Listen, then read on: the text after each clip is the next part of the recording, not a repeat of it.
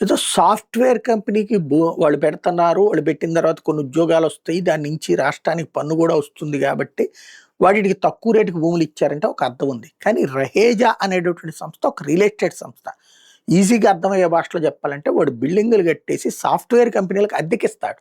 Software company వాడొచ్చి భూమి తీసుకొని దాంట్లో కట్టుకోవడం ఈ తతంగం అంతా మాకెందుకు అనుకునేటటువంటి కంపెనీలు ఏవైతే ఉంటాయో అట్లాంటి వాళ్ళు దాదాపుగా 500,00,00,000, 1000,00,00,000 కంపెనీలు కూడా అట్లాంటి పనే చేస్తుంటాయి. అద్దెకి ఎవడన్నా బిల్డింగ్ ఇస్తే తీసుకోవడం. రహేజా కంపెనీ చేసే పని అది. దాంతో పాటుగా విల్లాలు, అపార్ట్మెంట్లు ఇది సాఫ్ట్‌వేర్‌లో హై లెవెల్ ప్రొఫెషనల్స్ పనిచేసేటటువంటి వాళ్ళ కోసం అట్లాంటివి కూడా కన్‌స్ట్రక్ట్ చేసి అద్దెలకిస్తా ఉంటదనమాట.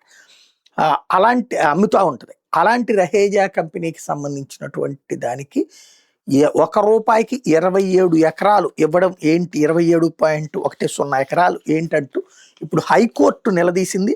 పలు ప్రైవేట్ కంపెనీలకు నామమాత్రపు ధరలకి భూములు కట్టబెడుతూ వస్తున్న రాష్ట్ర ప్రభుత్వం ఇప్పుడు ఏకంగా రియల్ ఎస్టేట్ సంస్థ Raheja Corp real estate private limited కేవలం 99 పైసలకి 27.10 ఎకరాలు కట్టబెట్టడం మీద హైకోర్టు విస్మయం వ్యక్తం చేసింది.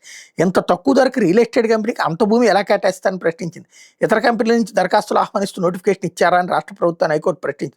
ఒకవేళ దరఖాస్తులు ఆహ్వానిస్తూ నోటిఫికేషన్ ఇచ్చుంటే మరికొన్ని కంపెనీలు కూడా వచ్చాయి కదా అన్నాడు. ఎక్కడేందుకు అదే అమరావతిలో ఉన్నట్టు లింగమనేవాడు ఫ్రీగా ఇస్తానంటే భూమి వద్దంటాడా? లేకపోతే కనుక ఏది జైబేరి మురళీ మోహన్ వాళ్ళకి సంబంధించినటువంటి వాళ్ళు ఫ్రీగా ఇస్తానంటే వద్దంటారా? పాపం వాళ్ళేం పాపం చేశారు? పార్టీని నమ్ముకుని ఏళ్ల తరబడి ఉన్నారు కదా, వాళ్ళకి కూడా ఇచ్చేస్తే సరిపోతుంది కదా అందరికీ కూడా.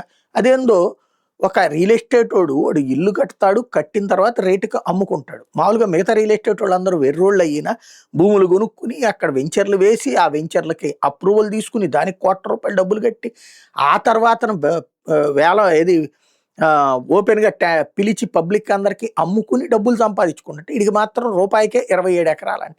ఇంతకంటే దారుణం, ఇంతకంటే దోపిడీ, ఇంతకంటే అరాచకం ప్రపంచంలో మరెక్కడా ఉండదేమో. చివరికి హైకోర్టు ప్రశ్నించింది. కాబట్టి ఈనాడు జ్యోతి లోపల పేజీల్లో అదేదో నార్మల్‌గా టచ్ చేసుకుని వదిలేసినాయి. సాక్షి హైలైట్ చేసింది.